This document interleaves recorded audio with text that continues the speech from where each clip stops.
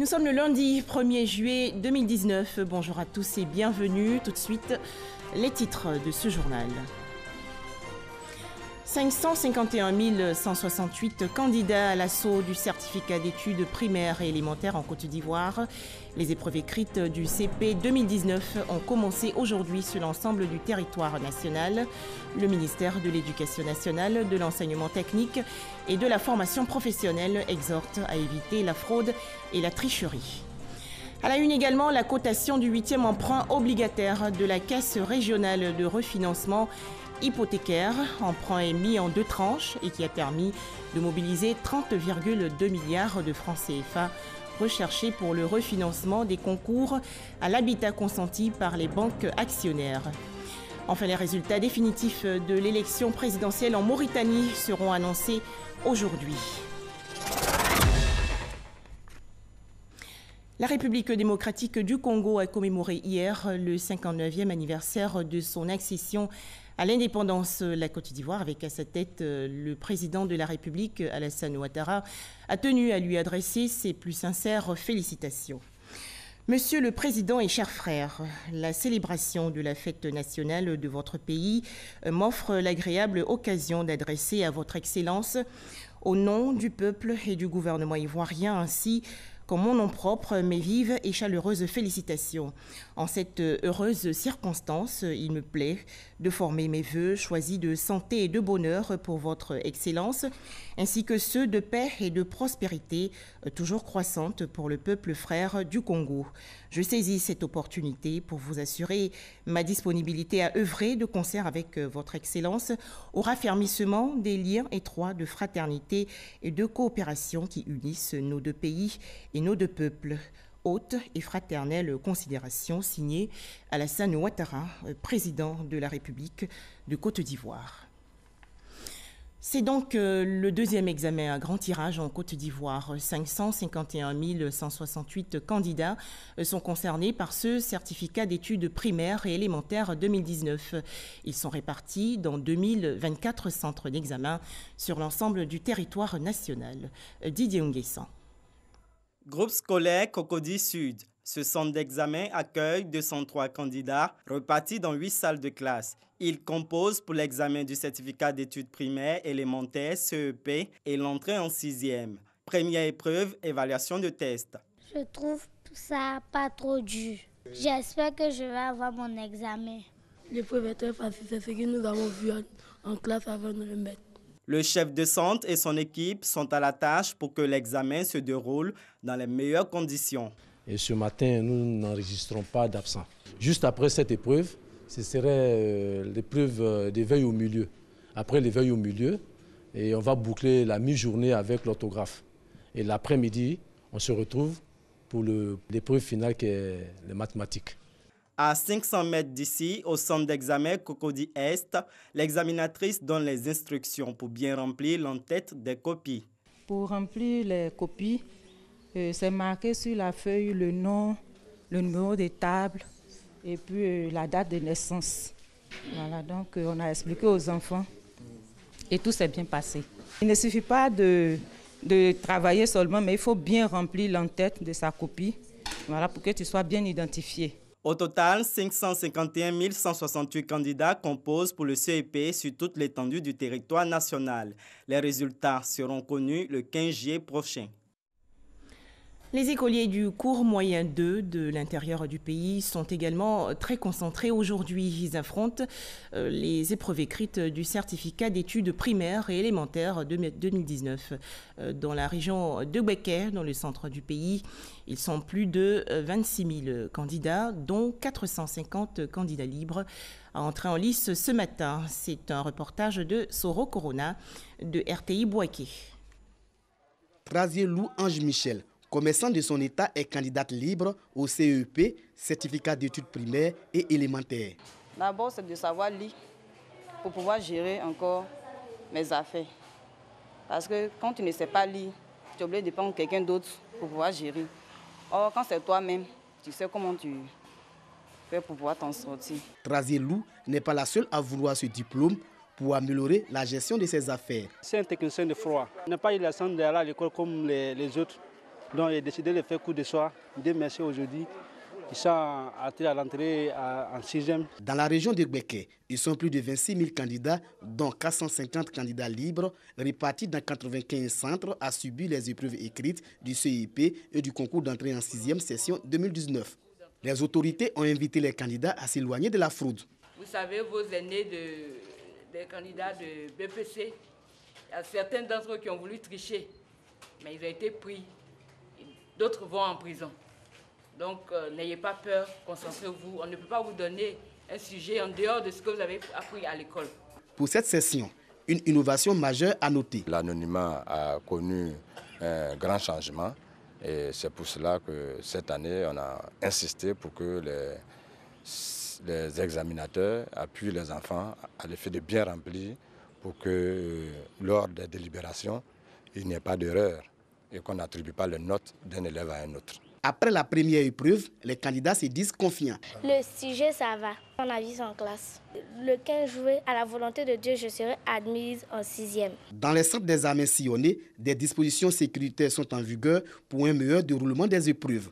Les résultats du CEP, session 2019, sont prévus pour le lundi 15 juillet 2019. Tiapoum, dans le sud-est du pays, les 4e journées du mérite et de l'excellence ont été célébrées récemment. Ces célébrations visent à faire la promotion de l'excellence en milieu scolaire et dans les structures éducatives. À noter que cette année 2019, de nouveaux prix font leur entrée, notamment le prix Daniel Cablan-Duncan, récompensant le meilleur élève de toute la région du Sud Comoé. Les précisions de Eugène Atoubé. Sud Comoé Mérite, édition 2019, a révélé 163 lauréats. Ce sont 107 élèves, 35 professeurs, instituteurs et personnels d'encadrement et 14 structures scolaires pour le volet salubrité et environnement de ce concours. Outre les prix classiques qui ont accompagné les 3 précédentes éditions, des prix spéciaux ont été décernés cette année. Ce sont le prix Daniel Cablan-Duncan du meilleur élève du Sud Comoé, le prix Amontano Marcel du meilleur élève du premier cycle, le prix Eugène Akawele du meilleur élève du second cycle, le prix Fatim Silla de la meilleure élève du secondaire et le prix Kandia Kamara récompensant la meilleure élève du primaire. Depuis 4 ans, respectivement dans les départements d'Aboasso, de Grand Bassin, d'Adiaké et cette année ici à Tiapoum, nous récompensons ceux de nos élèves, des membres des personnels et des structures qui font office de modèle.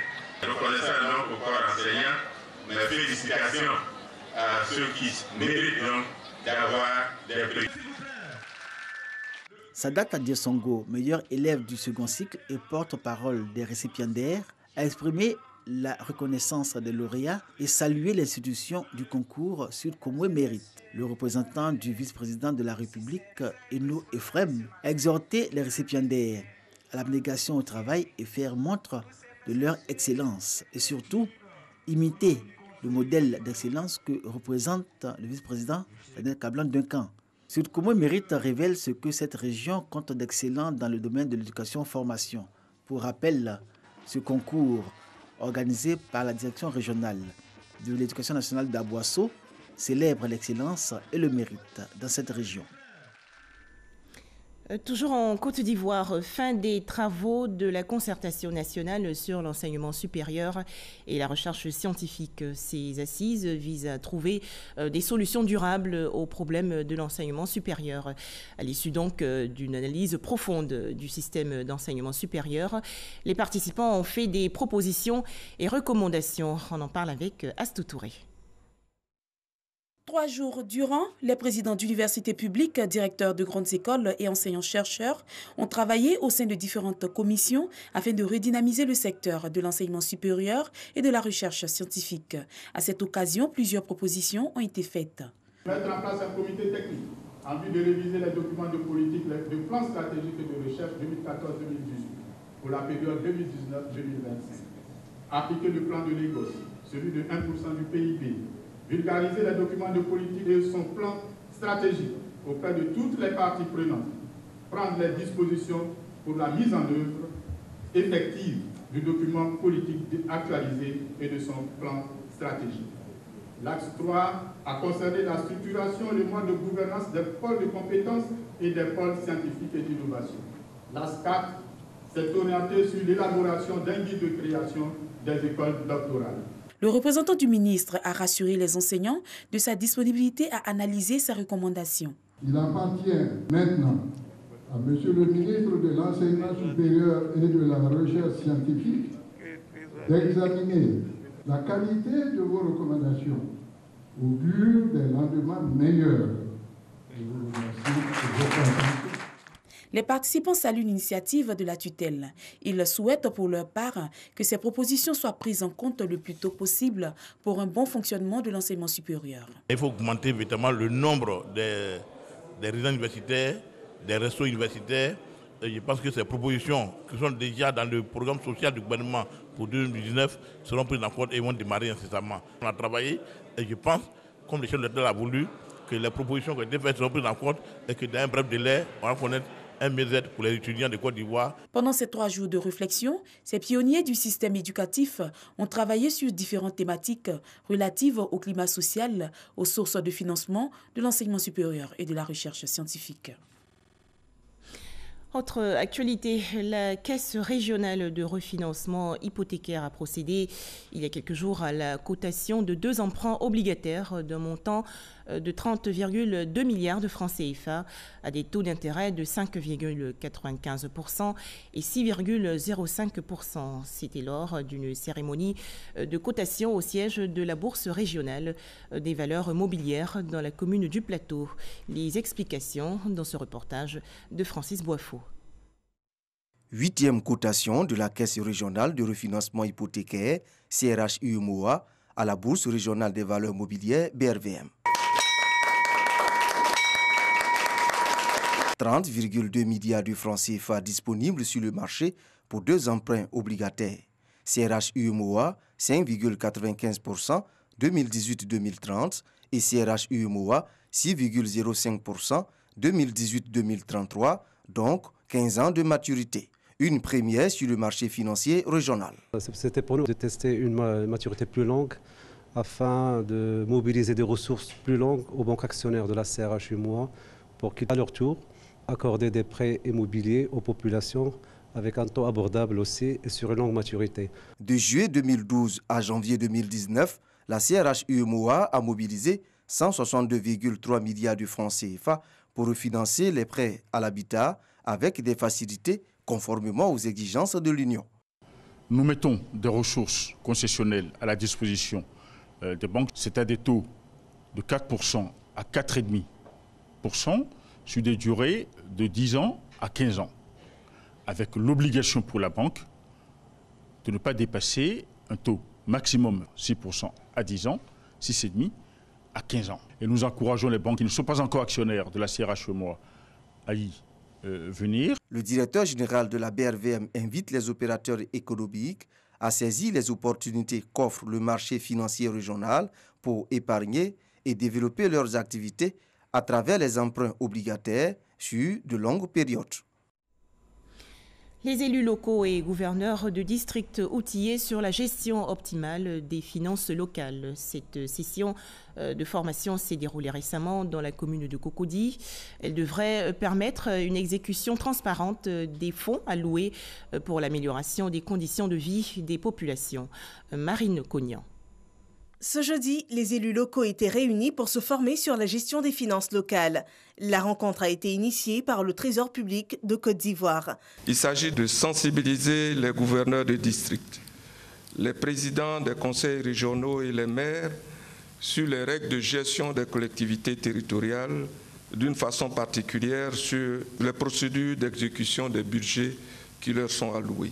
Par la suite, le représentant du ministre de l'Économie et des Finances a relevé l'importance de cette action qui soutient les efforts de l'État de Côte d'Ivoire, une action du gouvernement qui se traduit par un appui budgétaire en direction des collectivités. En 2018, il se chiffrait à 160,2 milliards de francs CFA, dont 97,9 milliards au titre des quotes-parts d'impôts rétrocédés et 62,3 milliards de francs CFA pour les subventions octroyées. des subventions et quote-part d'impôts qui représentent 61,87% des recettes recouvrées par les collectivités locales. Des chiffres qui marquent la nécessité de la présente formation pour disposer d'un système financier efficace et autonome. À partir de ces séminaires, nous pourrons quand même avoir des appréhensions quant à la comptabilité publique et surtout souhaiter une meilleure collaboration avec les comptables publics qui sont dans nos différentes localités.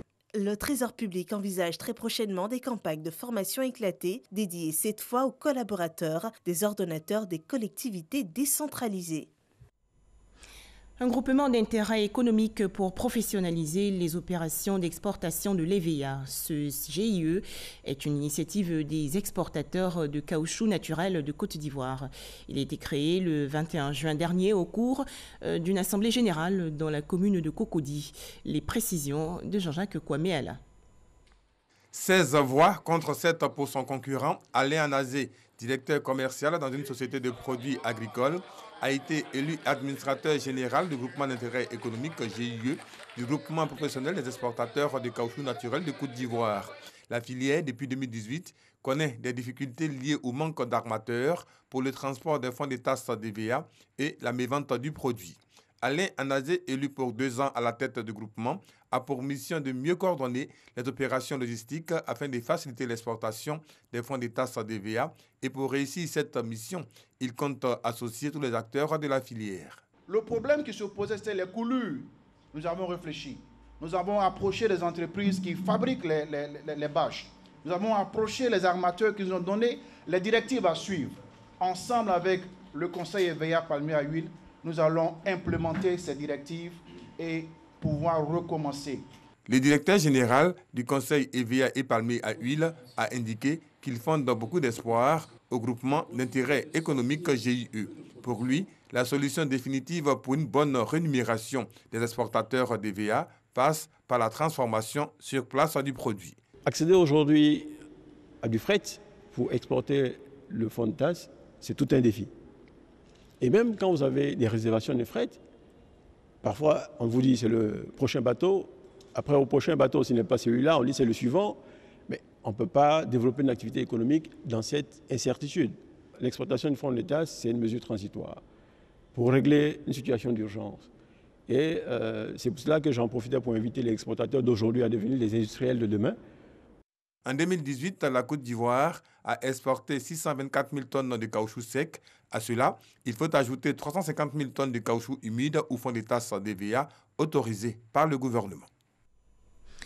Intéressons-nous à présent à la lutte contre les changements climatiques. Le ministère de l'Environnement et du Développement durable a lancé récemment des concertations nationales. Objectif, recenser les programmes et projets prioritaires à soumettre pour le financement du Fonds vert pour le climat.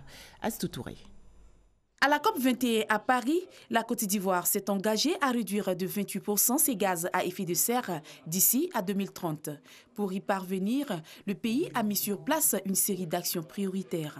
Depuis que nous sommes revenus de la COP21 de Paris, vous avez vu qu'au niveau même de la Côte d'Ivoire, il y a une création spécifique d'un ministère, d'une direction centrale chargée de la lutte contre le changement climatique. Et la Côte d'Ivoire a ratifié l'accord de Paris. La Côte d'Ivoire aussi a mis en œuvre des stratégies, des mécanismes pour mettre en œuvre l'accord de Paris. Nous avons une contribution nationale volontaire déterminée au niveau national qu'on appelle la CDN. En plus de ces actions, la Côte d'Ivoire entend faire un plaidoyer auprès du secrétariat des Nations Unies pour le Fonds vert afin de bénéficier d'un appui additionnel au budget national. La Côte d'Ivoire a démontré qu'il fallait qu'il y ait un budget additionnel à son budget national. Et donc il faille mobiliser tous les financements internationaux pour permettre donc que le pays soit capable d'atteindre ses ambitions. Et la Côte d'Ivoire s'est engagée en fait à mener des consultations en vue de faire une programmation de ces investissements climat en Côte d'Ivoire. Et il s'agissait pour nous de rencontrer toutes les parties prenantes, tous les acteurs des secteurs émetteurs de gaz à effet de serre et des secteurs qui sont aussi impactés par les changements climatiques, de manière à ce que nous puissions actualiser nos priorités d'atténuation et d'adaptation au changement climatique et qu'ensuite nous puissions identifier ensemble avec les parties prenantes tous les programmes et projets qui sont prioritaires pour la Côte d'Ivoire pour parvenir à la mise en œuvre de l'accord de Paris et des contributions déterminées au niveau national. En plus d'informer les parties prenantes sur les opportunités de financement, les procédures d'accès et les modalités, cet atelier permettra également d'identifier les lacunes et les besoins des parties présentes. La Côte d'Ivoire honorée récemment par l'Organisation mondiale de la météorologie. À l'issue du congrès météorologique mondial tenu il y a quelques jours à Genève en Suisse, 3 stations météo de la Sodexam, notamment Bondoukou, Bouaké et Tabou, ont été reconnues stations centenaires. Le point avec Eugène Atoubé. Dans les locaux de la Sodexam, les 3 responsables des stations météorologiques de Tabou, Bouaké et Bondoukou, aujourd'hui classées au patrimoine culturel et scientifique de l'humanité, reçoivent les félicitations de leur directeur général et ses collaborateurs. Pendant plus de 100 ans, ces stations ont fourni avec régularité et constance les données et informations nécessaires à une meilleure connaissance du climat. Les prévisions qu'on voit généralement à la télé, c'est dans les stations que ça commence. Ces observations-là sont transmises à Abidjan et avec d'autres modèles encore plus développés qui permettent aux prévisionnistes d'Abidjan de faire une bonne prévision pour toute la population. C'est une occasion d'appeler les autorités à ce que nos stations soient renforcées. Aujourd'hui, nous avons besoin de stations automatiques. Les stations météorologiques de Bouaké, Tabou et Bondoukou reconnues comme stations centenaires sont fonctionnelles respectivement depuis 1904 et 1919. Elles ont satisfait à 12 critères internationaux définis par l'Organisation météorologique mondiale. Une haute distinction pour la Sodexam et tout le mérite pour la direction de la météorologie nationale. C'est un engagement de pouvoir lutter contre le changement climatique parce que toute station sur le sol ivoirien contribue à la lutte contre le changement climatique. Et il appartient maintenant à l'Administration météorologique nationale, à Sodexam, de multiplier les stations au niveau national afin de pouvoir encore mieux apporter une contribution beaucoup plus fiable et précise à l'évolution du climat et aux prévisions de ces phénomènes extrêmes. Nous sommes en discussion avec des partenaires à l'international pour pouvoir renforcer notre réseau de stations, ce qui va nous permettre d'affiner nos prévisions en termes de météorologie. À ce jour, la Côte d'Ivoire dispose de 14 stations météorologiques. Et selon le directeur général de la Sodexam, il faut 40 pour relever le défi du changement climatique en Côte d'Ivoire. Un tout autre sujet à présent, l'édition 2018 du rapport africain sur le bien-être de l'enfant a été présentée récemment à Abidjan, au siège du Conseil national des droits de l'homme. Ce rapport de 130 pages examine les performances des États africains dans la réalisation de leur engagement envers les enfants. Alors en Côte d'Ivoire, quelles sont les actions en faveur des jeunes enfants? Patricia Omouetia. Ce rapport de 130 pages a été présenté dans le cadre d'un forum de lancement et de plaidoyer fondé sur les résultats au rapport africain sur le bien-être de l'enfant 2018, organisé par le CNDH en collaboration avec l'ACPF et le Forum des ONG et associations d'aide à l'enfance en difficulté. La présidente du CNDH, Namizata Sangaré, s'est dite heureuse d'accueillir cette initiative qui vise à promouvoir des mesures urgentes et transformatrices. Nous avons invité tous les acteurs qui interviennent, qui adressent la question des enfants, les ministères techniques, les institutions, pour venir prendre connaissance de ce rapport. La question de la santé de l'enfant, la question de la sécurité, la question de l'éducation, la faim, la protection de l'enfant, ce sont les questions qui sont abordées dans le rapport 2018. La valeur ajoutée, c'est le fait d'interpeller les gouvernants. Désormais, s'engager à appliquer les textes de loi qui ont été ratifiés et signés. Le rapport note que la responsabilité de l'État est indispensable pour éradiquer la malnutrition qui demeure un problème persistant dans la plupart des pays africains, où en moyenne environ 30% des enfants souffrent de retard de croissance chronique. Concernant l'éducation, l'État fait déjà beaucoup car grâce à l'État, plusieurs enfants vont à l'école. Mais nous voulons que l'État redouble encore plus d'efforts. La Côte d'Ivoire, qui a fait des droits humains une priorité, a ratifié la Convention relative aux droits de l'enfant de 1989 et la Charte africaine des droits de l'homme et des peuples du bien-être de l'enfant de 1990. Des textes qui mettent l'accent sur l'intérêt supérieur de l'enfant et la protection de la famille. 10 nouvelles ambulances pour renforcer le parc automobile de l'Office national de la protection civile. Ce don de l'Union européenne s'inscrit dans le cadre du projet de modernisation, d'extension des capacités de la protection civile en Côte d'Ivoire. Astou Touré. 10 ambulances flambant neufs remis au premier responsable de l'Office national de la protection civile. Ces enjeux viennent renforcer les équipements des centres de secours d'urgence pour faciliter les interventions des pompiers civils. Ce geste de l'Union européenne à travers l'agence Expertise France s'inscrit dans le projet de modernisation et d'extension de la protection civile en Côte d'Ivoire. Coût du financement, 6,4 milliards de francs CFA. Le projet comporte 4 volets. Un volet formation. Les 1500 pompiers civils de l'ONPC sont tous passés pendant 3 semaines en formation initiale. Il y a également un volet équipement. On livre pratiquement tout l'équipement dont les pompiers ont besoin pour remplir leur mission de lutte contre l'incendie ou de secours à victimes. Il y a un volet infrastructure également, où en complément des travaux faits par les conseillers régionaux qui ont construit les bâtiments. Le 4e volet, c'est la création d'un centre opérationnel national d'incendie et de secours. Ces ambulances vont être reparties dans 10 centres de secours d'urgence, entre autres les centres d'Aboisseau, de Bondoukou, d'Aloa et Bouna. Je voudrais donc exprimer ma satisfaction de voir mes collaborateurs dotés de cet engin qui va leur permettre de se déplacer facilement à l'intérieur du pays, et je les invite non seulement à bien entretenir ce matériel, mais à en faire un bon usage et à ne l'utiliser qu'en cas de nécessité dans l'intérêt des populations ivoiriennes. Cette action de l'Union européenne sera accompagnée très prochainement par d'autres équipements, dont un camion-citerne incendie, 2 pick-up, un triporteur, une remorque de secours routier pour permettre aux combattants du feu de parer à toute éventualité. Le gouvernement ivoirien va bientôt procéder au recensement général de la population et de l'habitat, le 5e du genre. Dans la région du Tchologo, dans le nord du pays, le comité régional s'est réuni récemment. Le point avec Kader Sogodogo de RTI Bouaké.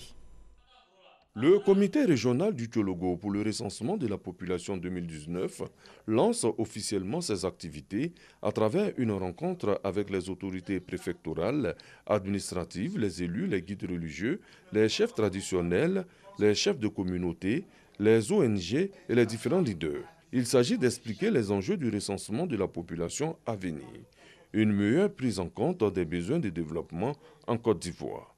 Il s'agissait de remettre les feuilles de route au préfet de Congo, préfet de Wangolo, pour donc l'installation à leur tour des comités locaux départementaux de leurs régions respectives. La deuxième activité qui a été consacrée à cette journée était de remettre les feuilles de route aux différents maires de la région du Tchologo, au nombre de 6. Le comité régional installé, les comités départementaux, sous-préfectoraux et municipaux ont reçu leurs feuilles de route. Chaque entité compte jouer sa partition. Qu'on recrute sur place, ça peut faciliter le projet. Parce qu'il peut parler, non seulement quand tu vois ton enfant, il vient vers toi, vous dites on n'a qu'à réserver un accueil. C'est mieux si c'est ton enfant ou bien un parent que tu connais. Il peut s'exprimer même en langue locale. Je pense que ça peut faciliter. C'est le 22 février 2019 à Yamoussoukro que le ministère du Plan et du Développement a installé officiellement les comités régionaux de recensement 2019. Le processus suit donc son cours. Direction à présent la Mauritanie, où les résultats définitifs de l'élection présidentielle du 22 juin dernier seront annoncés aujourd'hui par le Conseil constitutionnel. Cette proclamation doit intervenir alors que l'opposition mauritanienne dénonce des irrégularités et que la sécurité a été très largement renforcée à Nouakchott, la capitale. L'Afghanistan, encore frappé par un violent attentat. Une attaque à la voiture piégée a secoué aujourd'hui un quartier du centre de Kaboul, la capitale, faisant au moins 65 blessés, dont 9 enfants. C'est le premier bilan communiqué par les autorités afghanes. On dénombre également une 60aine de blessés. Enfin, je vous l'annonçais dans les titres, début aujourd'hui en Côte d'Ivoire des épreuves écrites du certificat d'études primaires et élémentaires 2019. Le ministère de l'Éducation nationale, de l'enseignement technique et de la formation professionnelle exhorte l'ensemble des acteurs de l'organisation de cet examen, les parents d'élèves et les élèves eux-mêmes, à éviter la fraude et la tricherie. La ministre Kandia Camara a ainsi visité ce matin 2 centres d'examen dans la commune d'Adjamé. Voilà, merci de nous avoir suivis. C'est la fin de ce journal.